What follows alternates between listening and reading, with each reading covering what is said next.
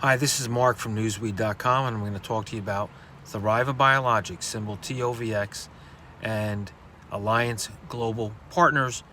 That, by the way, has had several run-ins with doing things wrong in the markets, particularly the bond market. Now, perhaps, they've expanded to the stock market. Anyway, last week we know what happened. Crazy offering, crazy webcast, and then a sudden drop in the stock. Well, let me explain why.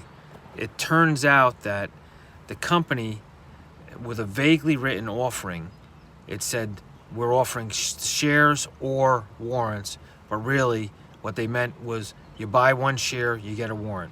Now, nobody in the general public was offered this. This was like a private placement or something, because nobody was able to buy a share with a warrant. The problem is that they sold both for $1.10, which means 55 cents for the share, 55 cents for the warrant. Now, here's the big question. After someone exercises the warrant, do they have to pay another $1.10? If that's the case, that means we've raised another $7.5 million. However, the press release on the next day saying that it was closed says that we raised $7.5 million.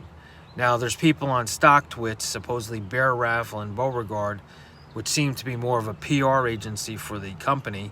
They don't seem to be the average investor. They just know too much.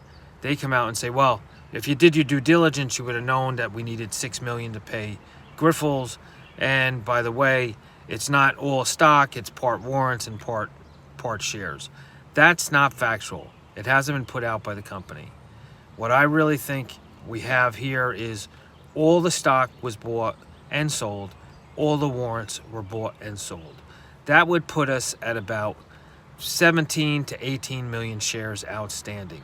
Do we know that? No, we don't, because the company hasn't told us. If it's not that case, then supposedly there's 10 million shares. I doubt that seriously. Or maybe there's even 20 million shares, because there were previous warrants of about 2 million. Either way, this company acts like a bunch of sociopaths, not with any concern for the shareholders. It's really a very disturbing situation. I don't know if it was Alliance Global Partners or Thriva Biologics or just Stephen Shawcross or the attorney. All I can tell you is that they've hurt the shareholders deeply.